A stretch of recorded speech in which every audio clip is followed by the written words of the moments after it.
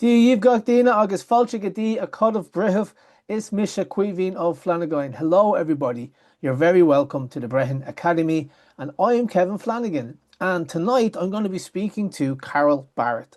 And Carol is one of the main people behind the forest schools, which have become increasingly popular in Ireland over recent years.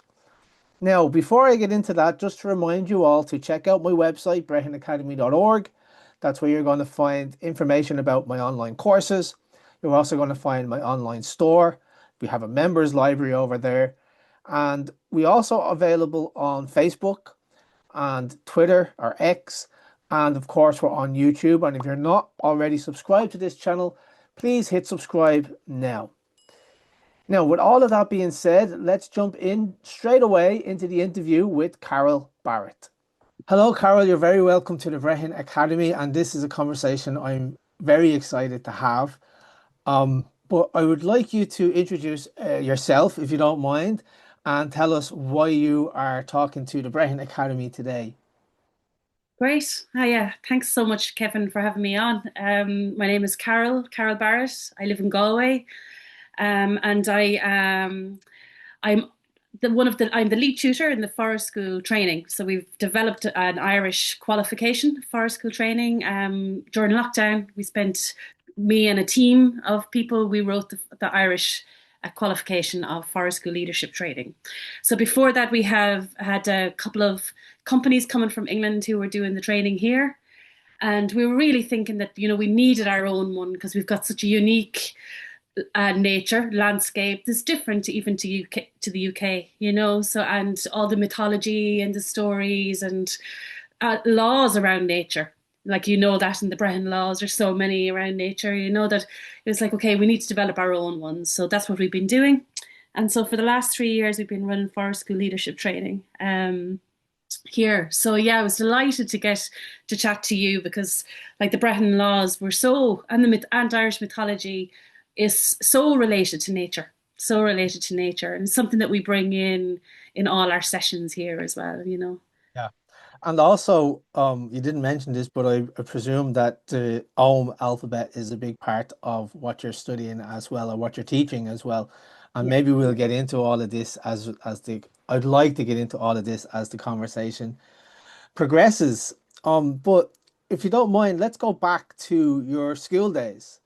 Gosh, And I know, sorry. that's all right. So, could you start by telling us what your own experience of school was like growing up, and would you describe it as largely positive, negative, or a mix of both, and why?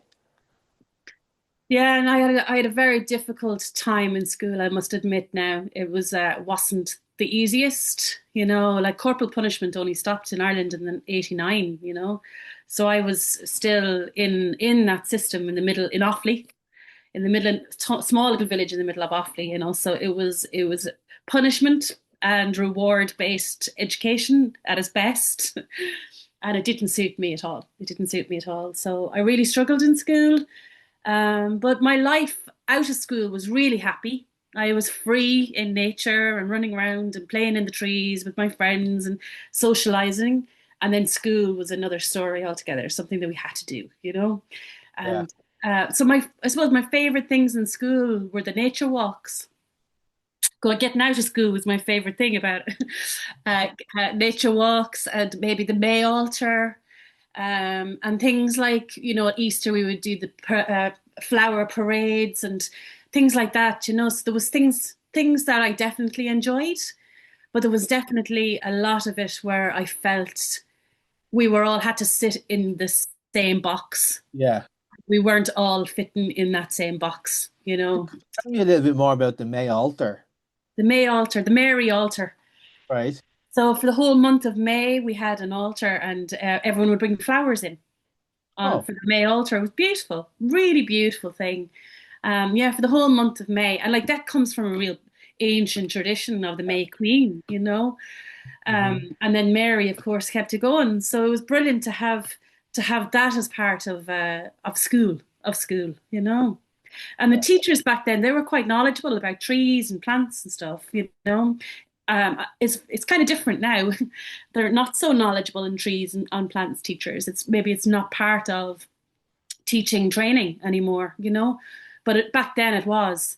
And there was one other thing in school that used my favorite thing in school. We had this teacher, Sister _𝗬𝗲𝗏. She was very scary nun. She was quite old. She had crossed eyes, but she was quite scary. But when there was somebody not in, or a teacher not in, or somebody was sick, she would take our classes and she would tell us stories from the myths.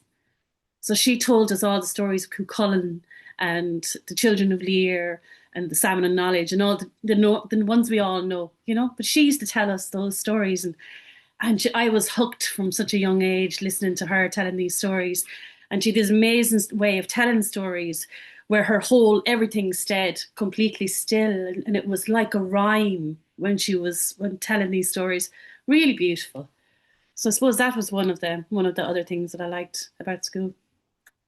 And were there any specific moments or aspects of your schooling? Because it sounds like you're saying that it was a bit of a mixed experience, that Mm. there were some good parts of it, but there were also some hard parts of it as well. And you mentioned this sister. Would you say that she was the teacher that had the biggest impact on you, or is there any other teachers or subjects that had a lasting impact on you? Um, yeah, in early schooling, yeah, yeah. So in primary school, she would, well, only that part of it, because the rest, when she was actually teaching subjects, she wasn't nice at all. She wasn't, and she used her fist a lot for everyone. So, but when she told mythological stories, we were all transfixed. So I suppose, like, she's the one that really sticks out in memory because I loved her stories. And then I suppose when we went on nature walks, my sister, because I'm from a big family, there was 8 of us, and I'm the youngest. So some of the older brothers and sisters used to take us on nature walks as part of the class. So I was really lucky to have sisters who were really into plants and foraging from a young age. So she would help with that. Yeah. So And how do you think these personal experiences as a pupil have shaped your passion for forest schools today? yeah, because I mean, they were my passions from such a young age, was being outside and playing. And like, we had that freedom to play, to climb trees, to make mud pies, to make perfume, to do whatever we wanted to do outside with nobody watching. So and then school was a completely different story, really, where we weren't no freedom at all. So we had complete freedom to no freedom, you Yeah. know. And like, children are now these days, they're not getting that real free play outside. They're just not getting that. And they might be, but there's adults with them or people watch them all the time. So for me, with the forest school, kind of, it gives, I see that there is like a need in for children to be able to have that time in free play to develop that relationship with nature. Otherwise, how are you going to develop it? So I suppose we're kind of lucky in a way, because like, we had that free time in nature, but with no adult or no mentorship in it really at all. We just did what we want. But now, like, forest school kids, they're getting to play with all of these free play in nature, but also getting a bit of mentorship from adults. And we're kind of sharing back and forth stories and Yeah. myths about the plants and the trees and ideas, and sharing that as well. So they're getting all that free play, but they're also getting a little bit of mentorship around nature as well. Excellent. Yeah. And so, how would you describe the forest school approach to somebody who's never heard it before? I mean, you've already kind of touched off a little bit, but if you were trying to convince me to send my child to a forest school, how would you pitch it to me? Um, Yeah, so like, there are 6 principles of forest school. So kind of like, I wouldn't spout out the principles, but they're really kind of relevant. Like, so kind of like spending a quality amount of time over a long period of time. So getting to know the seasons, getting to know what happens in the different in different weather, with if it's cold, if it's warm, getting to know what's growing at different times of the year, you know, and that building that relationship with the natural world because of this long time that you can do it. And then suppose we when I'm describing it to adults, I mean to say, it really is about it's child led. We offer opportunities and we offer risky activities. We do fire, we use tools, knives, bushcraft skills, all that kind of stuff, ropes, rope swings, rope bridges, ladders, hammocks, all these kind of things that we can do in the woods. And we offer them, but it really is a choice for the child if what they want to do themselves. You Okay. know? And so really when they're getting to choose all of these things, they're getting to develop holistically because they're getting to choose use their mind and choosing and creating. They're getting to move their body a lot all the time. So they're getting holistic development within it as well, and also social. So they get to play with their kids, and sometimes, especially when it's like after school or during school, it's a downtime. It's a time for them to just be themselves. There's no Mm. need for them to be able to have to do this, or anything. It's just they're choosing for themselves. So it's helping to build autonomy and also confidence. And Um, what's the general age group that you would be working with? so I run a parent and toddler group, but I also have an after school group. I'm on the Heritage in Schools group as panel as well. So schools come out to me, and we've even done teenage groups, and now I'm doing the forest school training for adults. So all ages, all ages. Yeah. So when you're just what you're describing there, it reminds me of my days as a scout. Mm. With what did you say, like the rope work and the being outdoors, playing in the forest, Yeah. and I do see that there's a lack of this happening now today. So I really count myself lucky to have had those years, had that opportunity. Is it very different from the Scouts? Um, so no, it is and it isn't. In the Scouts, there's kind of earning badges. Yeah. You're perfecting these skills all the time. Where in this forest school, you don't have to. If that's something you're into, you can. If you're not into it, that's great. You'll find something that you're into. It's very much so. Scouts is still quite led by the adults, where forest school is led by the child. Okay. That's really is the main difference. But I mean, the And scouting movement is amazing and brilliant, But we're outside all the time. We don't have an indoor space at all. It's always okay. outside. Okay. And so in your own view, what would you say is the most transformative aspects of learning in a natural outdoor environment compared to conventional school learning indoors in a school with a teacher, rules, regulations, all of that sort of thing? What do you think is the most transformative part of being outdoors? Yeah. Well, for me, I'm happier outside. Um, number one. So when I'm looking for myself, I was working as a special needs assistant in schools, and I've done lots of work inside, and I always struggled with being inside. And sitting down and listening. That was always challenging for me. But for me, being outside, and I'm finding this with a lot of children that are not thriving in school and they're very quiet in school, will almost be the leaders when they're outside. I'm noticing this all the time, that it's because, and we're like one of the things we do in forest school is that we're passing a talking stick around so everyone can get a chance to talk. At the end of the day, we're asking them, what would you like to do next time? So we're getting the talking stick out again, and they're choosing what activities we're doing, you know. Excellent. So we're giving this autonomy over the sessions.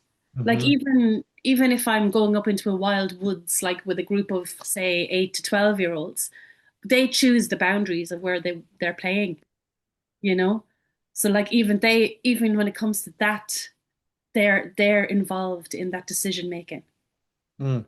So on this, when you have autonomy over what you're doing, this can really help um, mentally. Like we're finding now that really young children are becoming anxious and depressed and Yeah. they're seeing that there's a relation between not having autonomy on what they're doing. Yeah. So they're at school and then they're going from school to an activity to another activity, homework, bed, so that let their activities all the time and not getting to choose what they're doing. Yeah. And so they're finding that there's a correlation between that and also a correlation between not being outside. Yeah. So Well, when you're that outside, it kind of leads me on to the next part of the next question I had for you, and this wasn't on the list that I sent over. So, okay. what do you think of things like ADD and ADHD? Because when I was younger and I was in school, there was nobody in my class who was just diagnosed with ADD or ADHD. Um, and do you see this as kind of just a label for children who want to be children, or do you see it as, a serious medical issue? And if it is a serious medical issue, what do you think is the cause of that? Mm, good question. I don't have a full answer. I can try and think about it, but like my brother, he definitely had ADHD growing up in school. He had dyslexia as well, and none of it was diagnosed. He was Yeah, always seen as the problem child, yeah, at school. But now, as soon as he left school when he was 14, he became a builder and he's a master builder. He can't write anything. He won't because he hated it. And he still feels stupid because of that, yeah. because Hmm. he was never, because he could never do it.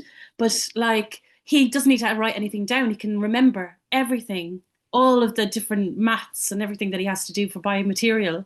He has it all there remembered in his head. He's got this different brain, Yeah, and we don't all have the same, we don't all work the same way.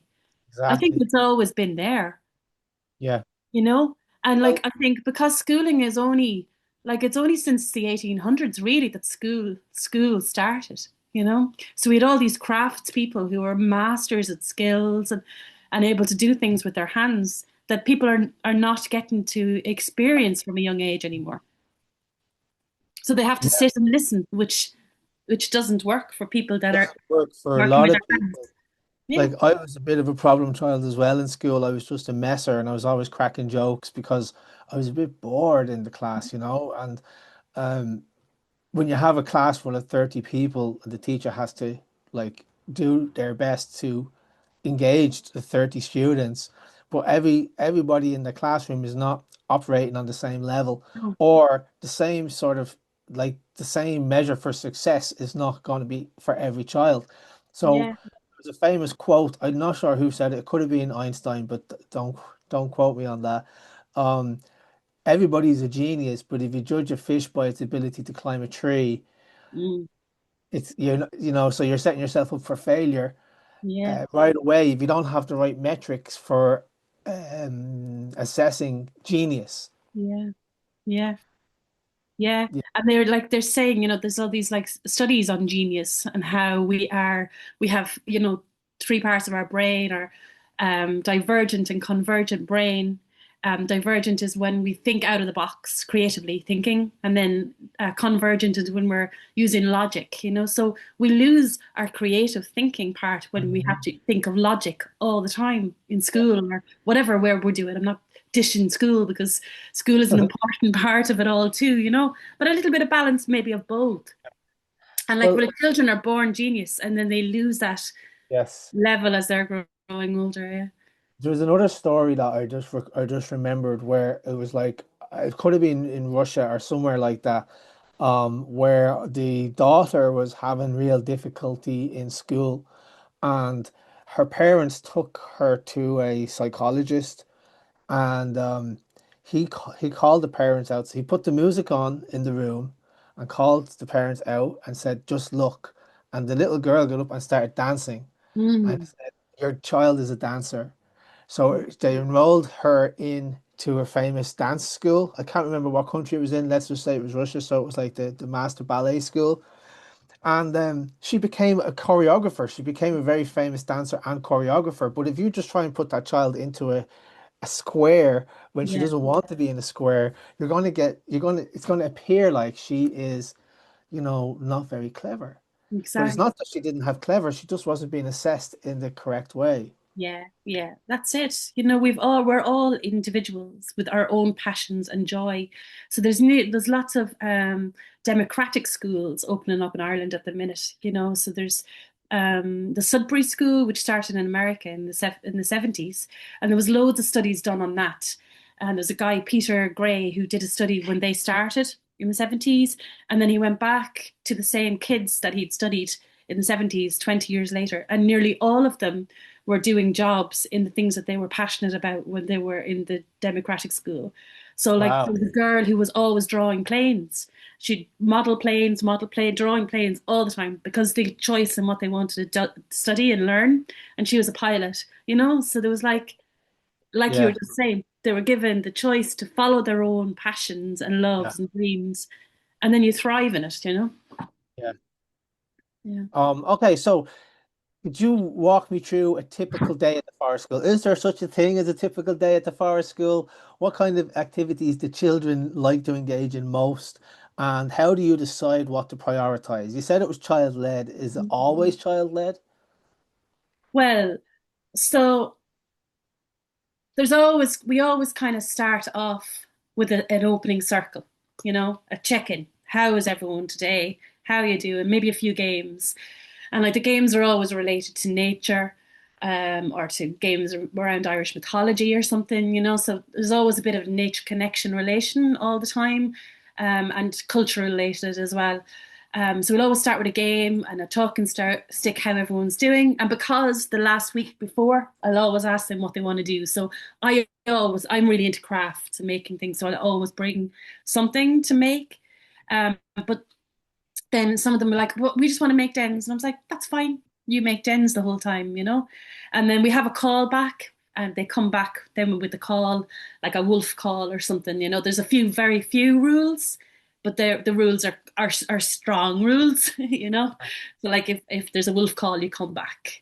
But all the rest of it, if they don't want to engage in the crafts, that's fine. If they don't want to sit around the fire and they want to go and climb trees, that's fine, you know. Yeah. So like I have a site in Bridget's Garden that I have a little woodland there that I use in a shelter. So we have a permanent fire pit there and a shelter and everything. So we can have a fire all the time in that. And some places you can't have fires. But so some of the kids will be like, "Can I just light fires?" Like, yeah. So they will work away like fires, while the others are doing the craft or playing or like that. Yeah, and then so we'll always kind of then at the end of it, after the session, it's nice to come back together and sit around the fire. Sometimes we'll have something to eat on the fire. We'll forage something and make something nice on the fire. We did lots of apples at the minute, so we did apple fritters and rosehip syrup and things like that. Wow. Yeah, so things like that. The s'mores, of course, is favorite. Popcorn on the fire, things like that, and we'll sit around and maybe tell some stories. One of the things that my group, the after school group, is really loving at the minute is like I bring in a box of costumes and they do stories. They do storytelling. So I'll be the narrator, and then they will act out the whole story. So like into like the stories of 𝗵𝗵𝗀𝗀𝗃 and Wow. Fianna and lots of different the 𝗘𝗺𝗃 and stuff like that. So we have loads of costumes related to all that, and then they dress up and tell stories and stuff. And then we've been doing that for a while, so they got all the parents in to watch it one day. So yeah, so whatever they're up for, That's really. great. That's Yeah, great. Makes me so happy to hear that. Um, and you mentioned earlier that you cater to like you have toddlers and parents. You also do like young people, like children, and even teenagers. How do you adapt the forest school approach to cater to children of different age groups, abilities, or needs? And do you work with children with special needs? yeah, I do. Yeah. So I mean, there's so many different things that you can do in forest school. I mean, again, as a leader, I'm following my own passion most of the time too. So like with teenagers, we'll do knife work, whittling, and sitting around the fire. I mean, that's all they want to do, you know. Yeah. Because we wouldn't be playing games and hide and seek and climbing trees and stuff. But it's more of a social thing. You're Yeah. sitting Okay. together around the fire chatting. Hmm. And so that's the same with adults too. So I'll do craft sessions for adults. We'll sit around the fire and we'll be doing like weaving and stuff. Okay. Yeah. Like And basket then weaving. toddlers, yeah, basket. I do like bush hedgerow baskets, so stuff Okay. from hedgerows. And then like at the toddler group, it's different altogether again. Like they just want to play in the mud kitchen, and they'll do a craft and then we'll do a story, you know? So it's, yeah, so there's something for everyone really, and it's not just for one age, and it can be adapted, you know, it can be adapted. And we all learn differently, you know. So from toddlers, they're finding their own way, and all the way up to like 13, 14, 15, 13 maybe. And then by the time they get to that age, then they want a bit more kind of direction, like adults. You know, if we Yeah. bring a group of adults into the woods now and say, off you go play, they'll be like, what? You know, so I'm looking for kind of a stimulation and for growing, for growth, for learning and for growth, you know? Yeah. Sounds fascinating. Um, so I want to go back to something you said a moment ago about sitting around the fire telling stories. Mm. You mentioned a few of the stories, but would you mind like giving us an example of how those stories would work and how do you introduce like concepts about the Brehon Law? Because the reason I Mm. want to know this is because Caroline, our mutual friend who connected us, she said to me that, you're always talking about Brehon Law Mm. as you're teaching. And so I'm just wondering, how does Brehon Law fit into this approach to nature, forest schools, and so on? Yeah. Well, ca- I've mentioned it with the kids and stuff, but they're so busy doing stuff. They're not sitting listening to me, you know. But it's different with the adults. So, like, we're talking about nature conservation and how we're protecting the environment where we're working. So I always bring the Brehon Law into that, you know, because in the Brehon Law we had an ancient biodiversity plan, you know, Yeah. regarding trees and nature and bees and rivers and waterfalls and wildflower meadows. You know, there was laws regarding all of these things in the ancient Ireland, which has, you know, so like we had this already in the past. I don't know why we're not having it with us now because it was so fair the way that they had it. Yeah. Um, you know, so the regard like trees, for example, trees were put into four different categories: the nobles of the woods, the commoners, the lower division, and the bushes of the woods and the lower division of the woods. So those four categories, and it names all the native trees and plants and bushes, trees and bushes. You know, so if you want to know what the native trees and bushes are in Ireland, you look at the tree laws in the Brehon laws. It'll tell you exactly them all. And then they kind of put them in categorization of the yield that they gave to the community. So it was in the book was the laws of the community. So they were seen as part of the community, you know, because of their value. Um, and so like for example, an oak would be a noble tree. And for cutting down a noble tree, you'd have to pay two milk cows and a yearling heifer as a fine for cutting down someone's oak tree, which is a nice hefty fine. Like even Mhm. cutting a branch of someone's oak tree was a yearling heifer. So there were big Yeah. fines, you know. And which is so important that they were seen as part of the community. And I wanted to ask you actually, because I've been reading a bit about the laws of nature in Irish, and it's very hard to find anything about it. But there's something I think I think I'm on the right grasp of it, but I'm not sure. So the question for you is like, is the law of nature in the Brehon law that anything that's sentient is a part has a right to law and a right to the community? I would say from my reading of the Brehon Law that yes, anything that's sentient would have had protections imposed on them, and even like down to the farm animals and the animals like the pets, they had their own honor price. Even the bees had, as you know, even the bees had laws around them, and um um my mother's singing. I can just hear, I can just hear her. She's distracting Here. me. Um, so yeah, there was this notion that if you chopped off a branch of a tree, you're supposed to put mud on it, okay, like over the wound. And there was a lot of laws around nature and the fines that could be imposed upon people who harmed nature. Yeah, it's amazing, isn't it? It's really It is. amazing, you know. And a few moments ago, you were saying like you don't know why we don't have it anymore. Well, I mean, it's pretty obvious why we don't have it anymore because, we didn't give it up voluntarily. It was like literally beaten out of us, and I would say stolen from us. Um, and replaced with what I would describe as an inferior system, which is the common law, which Mm, treated women like property, which had the death penalty up until relatively recently. yeah. And it just seemed that like the Brehon law wasn't coming from a king, it was coming from the people, and Mm, the people were very much they were forest people, yeah. and they lived in the forest. That was their natural habitat. And so you would assume, well, I would presume that it was only natural for them to take into account all of their surroundings. And this is why the Ogham alphabet is a tree alphabet, Mm, because they were taking into account all of the things around them and what what was all around them but trees.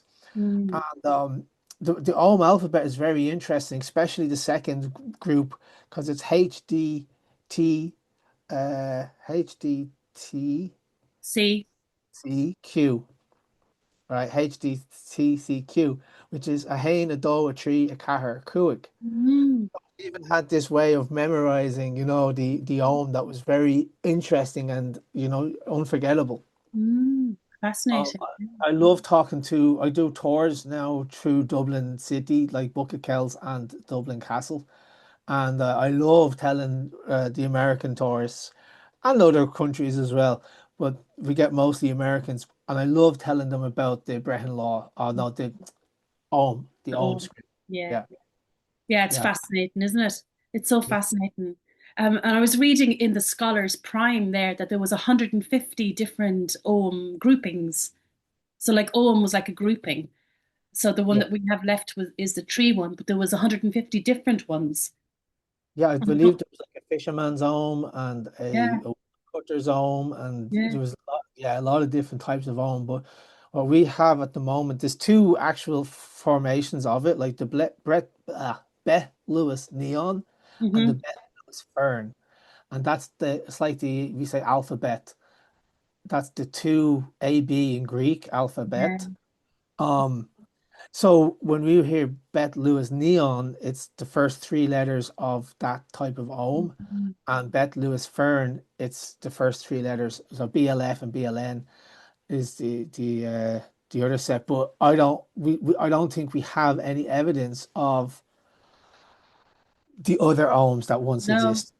No. no. In the Scholars Prime, that mentions a little bit. So they were saying something about there's an Ogham for man, Ogham for woman, Ogham for dogs, and it has a little small bit of the categorization of each one. So five, I think it gives five of the categories of each one, which is kind of fascinating. But I'd love to know more. I'm sure there was a lot more about that somewhere along the line, and it's gone missing somewhere. So it was it was lost, and Yes, I it's like know. a lot of Irish manuscripts ended up in the libraries of Britain. Mm, They still have a lot of our manuscripts over there in yeah, Britain and also on the continent, but that was more because the monks were bringing them over to the continent. Um, yeah.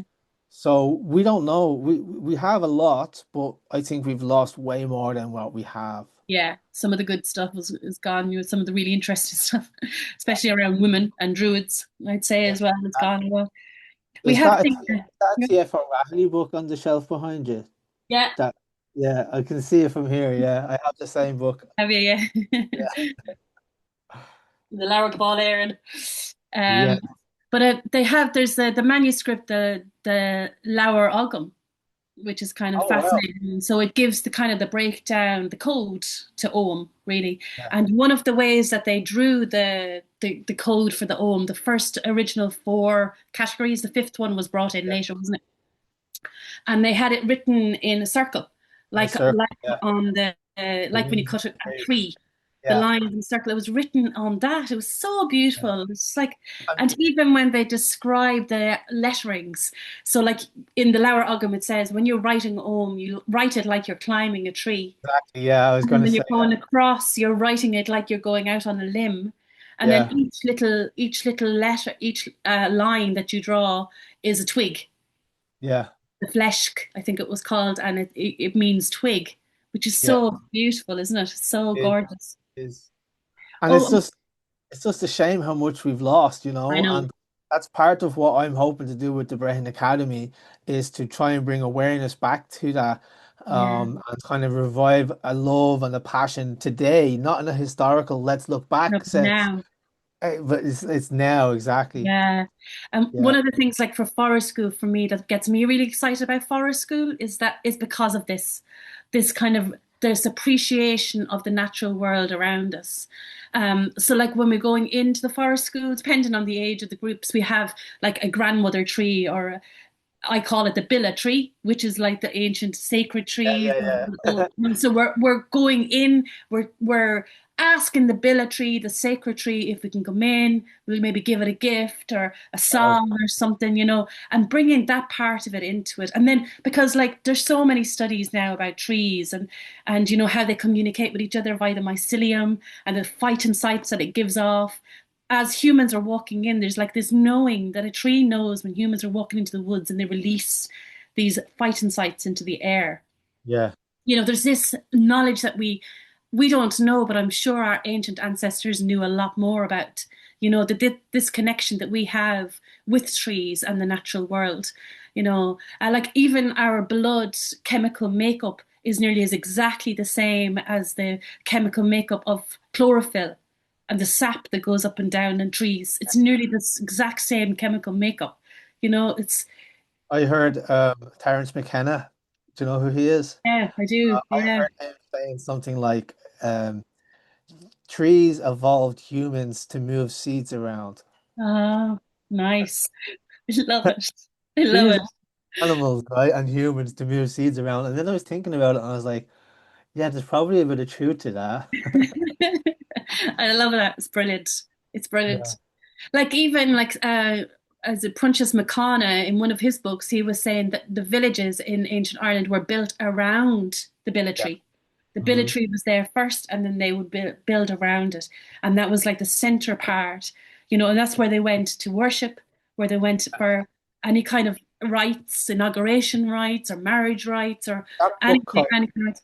The Cult of the Sacred Center or something like that. Oh, No, that's a no, that book. one's from the mythology or something. Celtic mythology, that book. Okay, okay, great. Yeah. Uh, Yeah, so like the trees are just have I could go back to trees. I could talk about trees for a long time. That they have such a strong standing in our ancient culture that it's like this is something that we need to remember. We've gone from having trees as our center of our villages and lives to a country that has the least amount of trees in all of Europe. no. What, And there's there's a some reason for that. There's a reason for that, and I would say it has a lot to do with the Cromwellian campaign. yeah, And I don't think we've ever dealt with that, with the no, fact that we used to be a forest people, and now all of our trees, all of our hills, and all of our mountains are bald. yeah, Um, sheep-wrecked. No. um, Yeah, yeah. so, But oh look, yeah, I think there's a coming back to it. There's a coming yeah, back to it.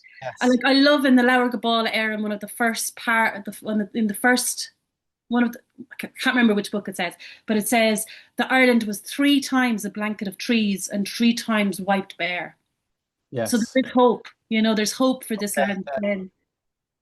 And I wanted to ask you about the mycelium network Mhm. that's under the forest. And when I think of mycelium, I picture like a brain, and it's all these kind of like pathways and neural pathways for sharing information, okay?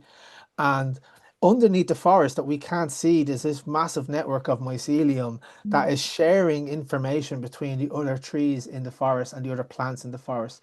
And that kind of is a bit symbolic of our consciousness, I would say, and our collective consciousness.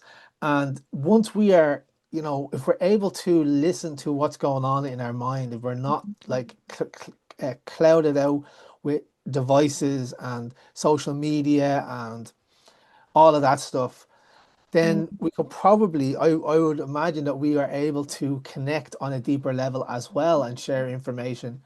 Um, Yeah, I don't yeah. want to say telepathically, but I do kind of want to say telepathically. Well, look, when we look at our stories again in Irish mythology, the amount of people that were prophets and prophetesses that could see stuff that was going to happen. Like there's a story of Anya of 𝗏𝗏𝗃 on Yeah. Samhain night, prophesizing the whole year to come, and she said that she went in. She was standing in Limerick somewhere, but she went to, uh, remotely into Tara and explained what was going on in Tara on the birth of whoever it was, Khan of the Hundred Battles, I think. And she was able to go in and tell the story while she was there, remotely going in and viewing what was going Yes. on in Tara that night and related it back to the people that she was talking to. And that was not a unique story. There's so Yeah. much of that. There's so much of that. And I think you've got some, you're right there. It's like humans have all these natural innate abilities that maybe because if we're spending more time in the natural world and we're around trees and maybe without all of that inter crazy inter stuff that's going on that's distracting us from our real actual natural selves and all of those abilities may be possible. Yeah. Right. Let's go Mhm. back to the question, shall we? All right. I'm really enjoying this conversation. Um, but I'm sure we will be able to come back here again as we go through the rest of the questions. So, could you share a specific story or about a child? Thanks. A cup of tea. No, it's a bottle of water. I don't know. Can you share a specific story of a child whose confidence, behavior, or learning was significantly impacted by their experience in a forest school? And you probably touched against this earlier on in this interview when you said that the ones who are very quiet in school, they come out of their shell when they're in the forest. So are you thinking of any specific children when you tell that story? Yeah, yes, definitely. There's a few that comes from mind straight away, like the one that was is very very quiet in school and then spent a lot of time in forest school doing a lot of storytelling and all that. And then she went and she was the lead role in her theater group afterwards. It gave her the confidence to have the lead role, afterwards. We're seeing that all the time. And the kids that are who are so quiet in school and yet they can thrive because they know so much about nature. And it's like they all of a sudden they have an opportunity to speak about what they know about. And then when they go back at school, the teacher is seeing a difference. It's like, oh, they're actually speaking more in class, they're contributing a bit more. We're seeing all these kind of things all of the time, which is really, really gorgeous. So we're having kids with special needs that don't talk at all in class and are talking outside. You Yeah. know, there was one group is a boy who screams all the time when he's inside, and as soon as he comes out to the forest, he's not screaming anymore. He's totally relaxed. Mm. No, so there's so many of them, so many all of the time, and you can just see it's like it's not nothing that we're doing. It's just them being in nature, in the Yeah. trees, looking up at the trees, being allowed to do what they want to do, you know, and And just that freedom, I think, as well. how do parents typically respond to the forest school approach? And what I mean by this is, have you encountered parents who are a bit apprehensive about the concept at first? Yeah, Uh, maybe some resistance that you've yeah, had to address? yeah. No, definitely there is because this people don't want kids being cold or getting Mm. sick or getting wet in the rain. I mean, it's in Ireland, it's rainy, it's wet. You're going to get wet if And you're ironically, the more you keep them in the house, the less exposed they are to, basic exactly, diseases, basic viruses that you're supposed to catch when you're young. exactly. And when you're outside and you're building up this immune system, Immune system, there's exactly. there's more healthy microbes in a handful of soil than there is people on the planet. Like just by playing in the mud, you're building up your immune system. Yeah. I mean, even that, just like even knowing when you're cold and when you're hot, when to put on your jacket, when to take off your jacket. I mean, that's massive learning. That's real inner understanding of your own self. Yeah. That Yeah. kids don't really get to do that because we're telling them, put on your jacket now, take off your jacket, but when they're outside and they're having to feel the cold themselves or the hotness, or when they're going to drink a drink of water. Like I don't tell them to go and sit down and have a snack now. They choose when they want to drink, when they're going to have a snack. So they're getting to know their own autonomy, their own inner needs. And anatomy as well. Anatomy. They're getting to learn what their own anatomy and what they need for themselves. It's like giving them back the power, the kids that don't have power anymore. That's what I feel. I feel like we were given so much freedom as a child that we always meant crazy because we had so much freedom. And now there's like, they haven't got any, I'm not speaking for everyone, of course, but they're not getting that opportunity to make those kind of decisions, those kind of life choices for themselves, that it's like, it can be very overwhelming. I know myself, when I don't have a choice or freedom in what I'm doing, it's really stifling, and it can really cause depression and unsureness in me, So I think for me, for like, parents see that after a while. Like I hear parents come to me afterwards and go, God, I really didn't think that this was going to, but I'm seeing wonderful stuff happening here now. This is the child's favorite thing to do, Wow. And That must be a great feeling when you hear that it really feedback. is. It really is. It really is, because it's like, I get it. I actually get it. That's why I'm doing it. I wouldn't be doing it otherwise. It's like it takes a lot of effort getting a woodland site and setting up everything and all. It's like, it's not for money and it's not for anything that I have to earn a living. But when I always strip back everything I've always done in my life, I strip it back to, would I do this if I didn't need the money? Yes, I'd still be doing it. Well, that's probably we do that as an exercise in coaching. It's like, well, if money wasn't an object, what would you do? And that usually tells you where your heart is. Yeah.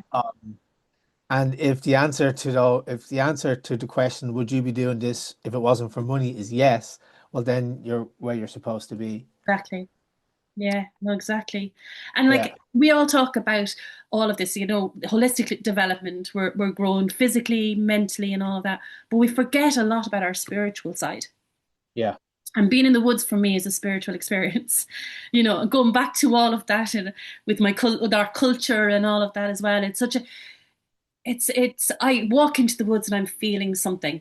I feel something straight away. When I'm away from Ireland and come back to Ireland, I feel something from the land, There's something that's still alive. And part of me sometimes think that it's a memory of a people that really respected the land as the Mother Earth. We were people, earth-based culture. And it's almost like the earth has a memory of that. The land has a memory of that. That people still recognize it, still recognize that I'm, and this sharing of that respect for the nature world and the sharing back that we get when we give the respect. There's something there that's still so strong. I can feel it so strong. And like even the word for church in Irish is kill, which comes from quill, the forests, from the woods. Even the word temple, like you go around the billet tree, the temple and billet tree. It's like all of these church, everything spiritual is coming back from there again. So like, something that we forget in education and for something that we forget as part of human development is also their spiritual side. That was great. Thanks for sharing all of that. How do you manage like more practical things like when it's raining outside or ensuring that you have access to suitable outdoor spaces? Yeah, we have to adapt, So like on the training, as part of the training, we teach people how to put up shelters and tarps. So we can put up really high tarps or low tarps. We do all of that teaching. So I'll always have a tarp in my bag if I'm going to a woods that I can't leave anything in. So if I have a private woods that I work in, that I have a massive big wooden shelter in there all the time and a big fire pit, so I don't need anything in there. But other woods that I go to, we put up a tarp or a shelter. So we still go in the rain. We won't go when it's Like when it's really windy is the only time we won't go, when it's windy, because it's dangerous in the forest when it's windy, But sometimes, depending on the group, if it's a group with special needs or a group younger children, if it's really torrential raining, I'll just say no.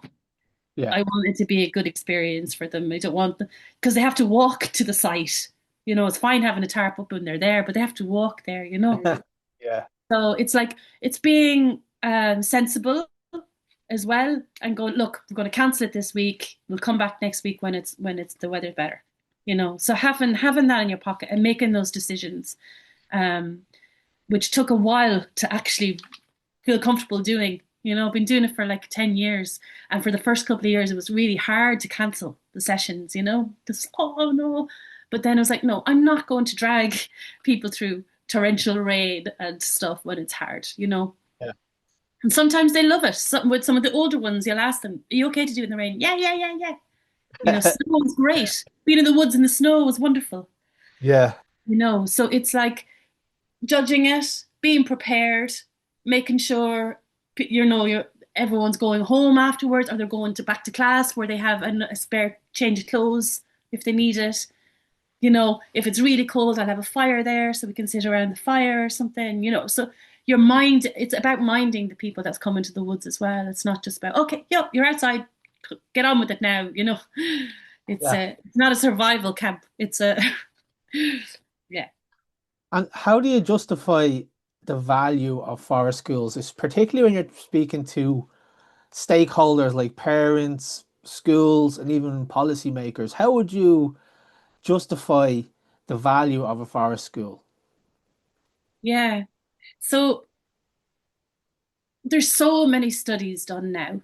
There's lots of studies done. So I mean, I send them studies that have been done. Like there was one in Scotland done with a group of primary school kids that were going out for once a week for a year, and they did a study on how they were when they came back to class after, and all the benefits, so, and the lists and lists and lists and lists and lists of different benefits that they saw. Like they saw kids coming back into school after spending the morning in the woods, and they were able to sit down and they were able to concentrate better. There was like studies done on having a test or kind of remembrance games, and then they would do it, and then it wasn't very high, but then they would spend the morning in the woods and they come back and the remembrance was there again. Like they were able to concentrate better by spending time in nature. They were able to regulate themselves better by having a bit of time out in the natural world. And it's about running around and using your whole body as well. It's not, so all of that can really help to be able, so having that balance between learning in school and sitting down, and also having that time where they're being children as well, being children. Like in Ireland, I won't keep going back to the myths and stories, but like there was all of the fostering and stuff, but you didn't go off or go and learn a certain subject or in school or anything until you were more like a teenager. Your job as a child was to be a child. Be a child, yeah.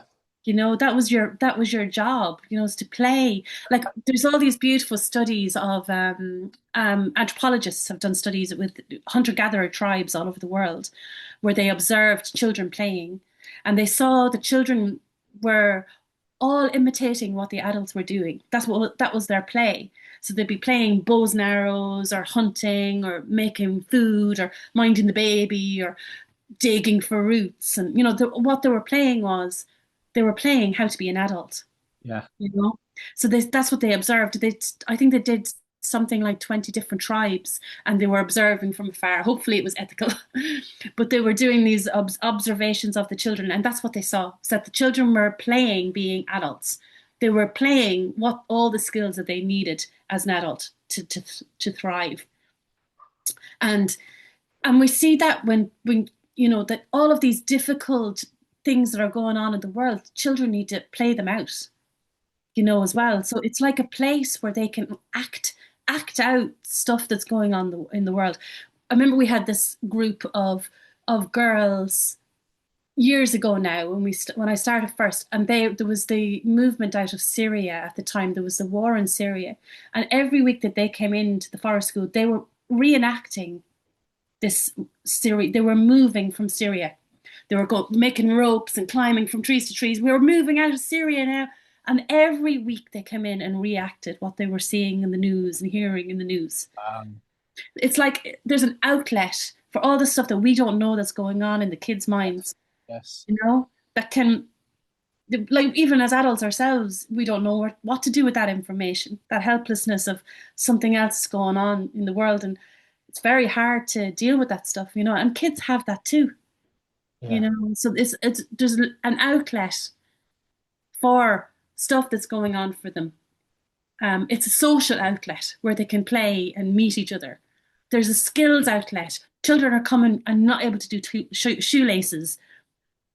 Like the fine motor skills are very hard for a lot of children, and it's something in schools that they cannot, because it's too hard in a class of 30 to teach them all, these kind of skills. So kids are learning them later and later and later. Like forest school is all about omnidexterous.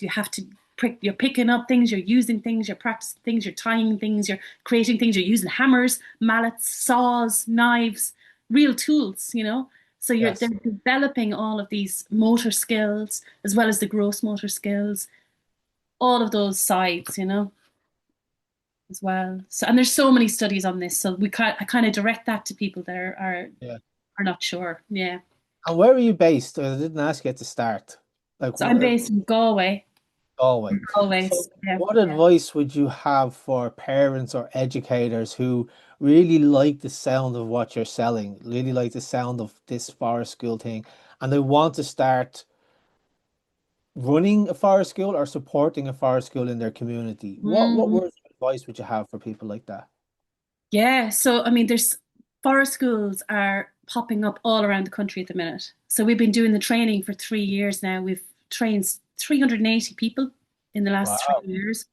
So they're all forest school leaders. Lots of them are teachers, and they're bringing it back into their school as part of everyday schooling life. There's a lot of them are setting up their own businesses in forest schools. So there's forest schools popping up all over the country. And the Irish Forest School Association have a website, and they have a map, and you can find forest schools all over the country in that map. If you're interested in it, you could do the forest school training. We're doing it in Galway. We also do it in Kildare, and we'll be doing one in Kerry again in the autumn. We did the one there last year. So there's three different places in the country where you can do the forest school training. It's only not it's 10-day training, 10-day training over 4 or 5 months, and then as part of the training, you have to go off and run a forest school as part of the training. So there's quite a lot of work in it, but it's like I remember when I did the training 11 years ago. I mean, it changed my life.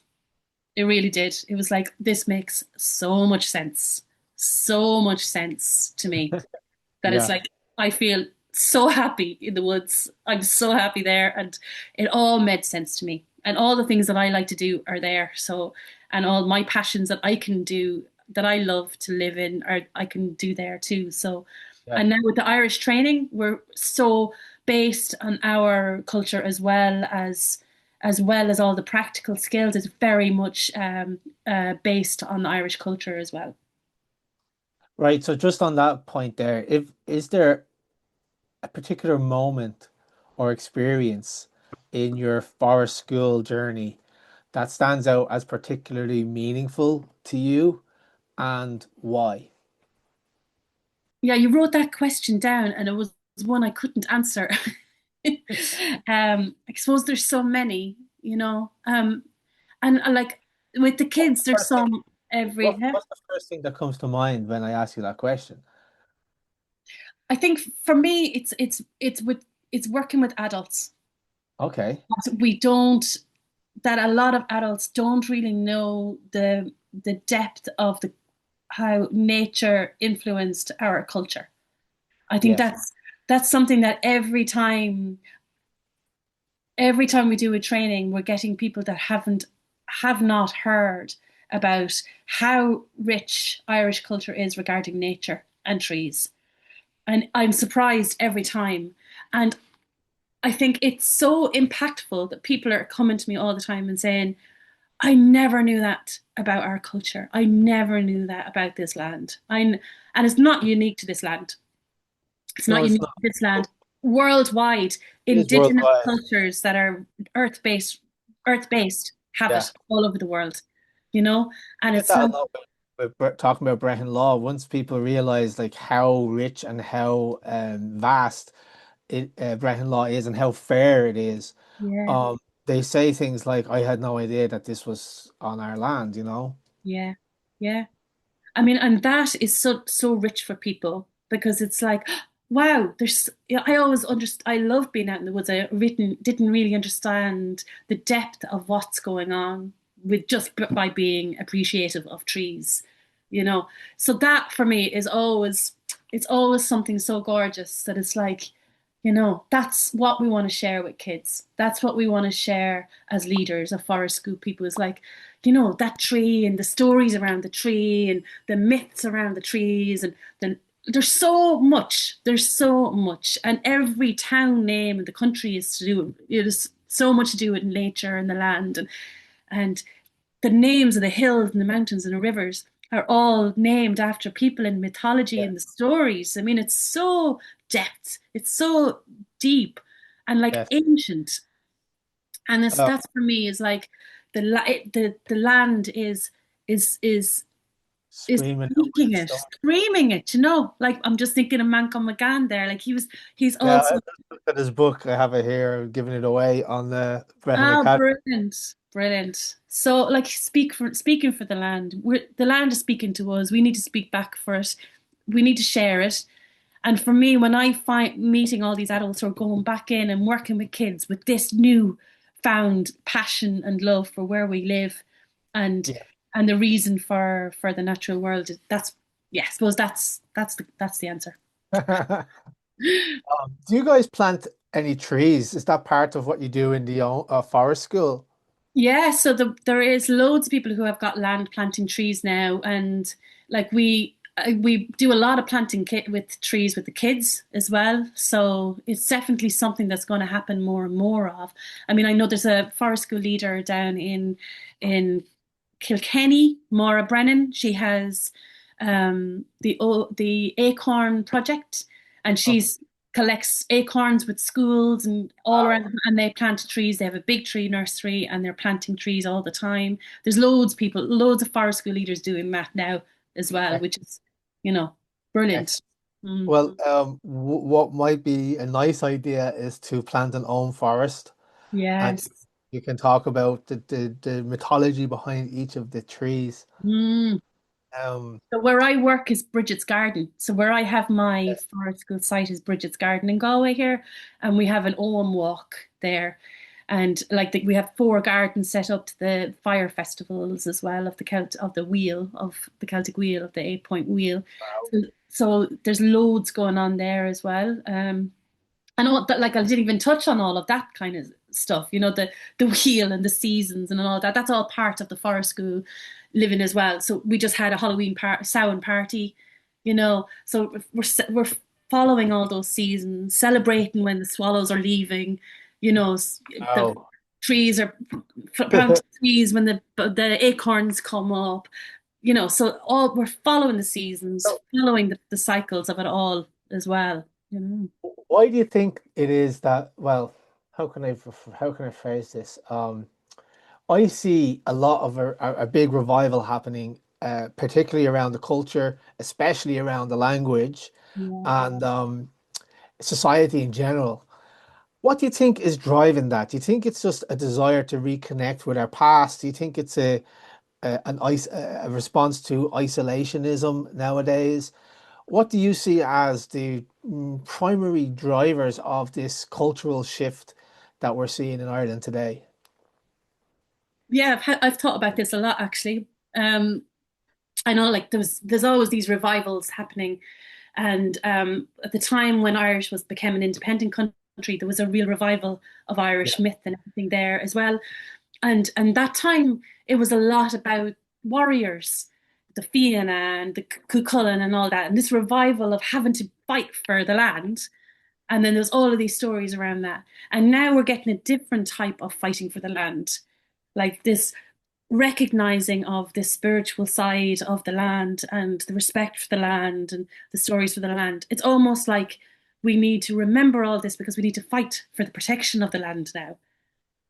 Whereas before we were fighting for the land against somebody else, but now we're fighting for the land as respect protection for the natural world.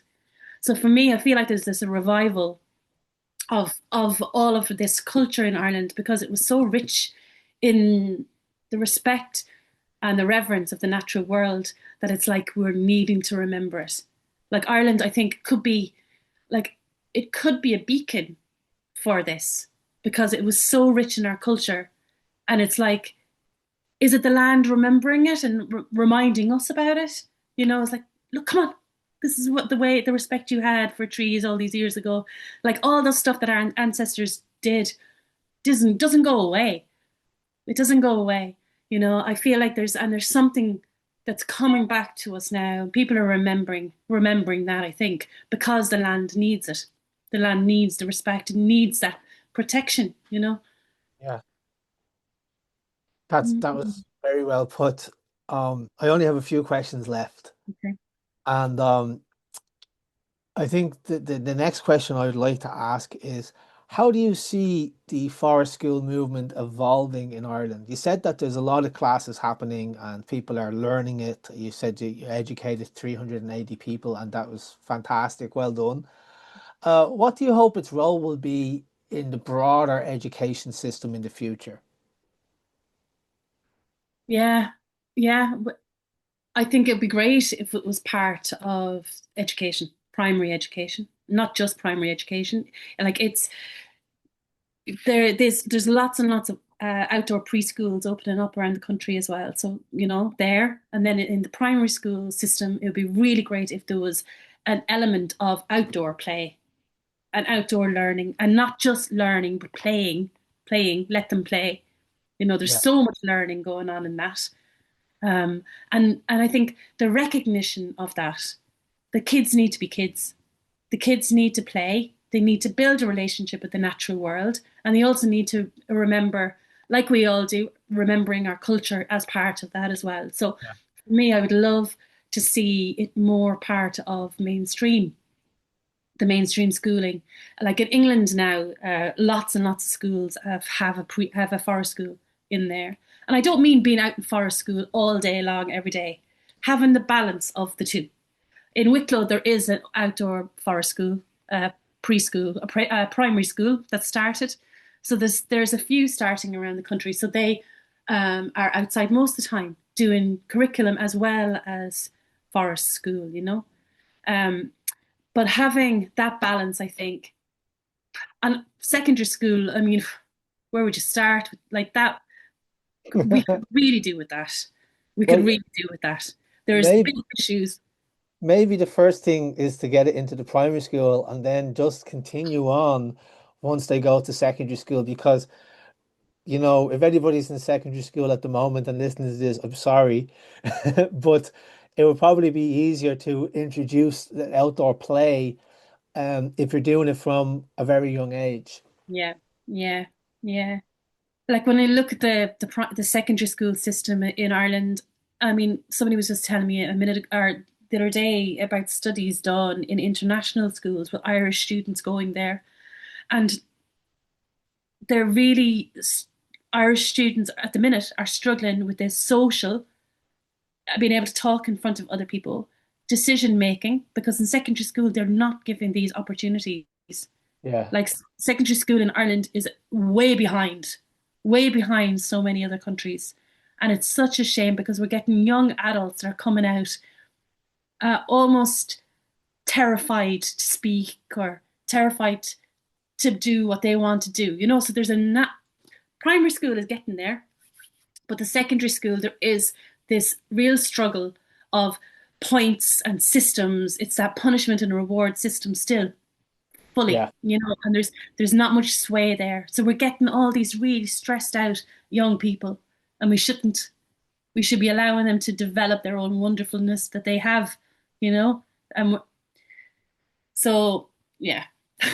So I would love to see that kind of teaching and learning where it's just like, be yourselves. What would you like to do today? Do you want to just hang out in the what are you interested in?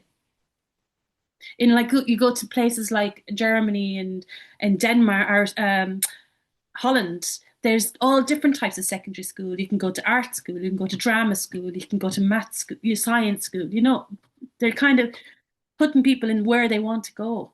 But now Yeah. we're all putting them all in the same line, in the same box. So in the future, I would love to see this opening up a lot more, where we're getting kids, young adults, to be able to follow their own passions, and hopefully having that, and the natural world is a big part of it. Great. Mm. So I think this is my last question. Maybe another question will pop into my head, but if I could give you a magic wand and you could wave this magic wand and make one change to help forest schools thrive, whether it's funding, policy, or public perception, what would it be and why?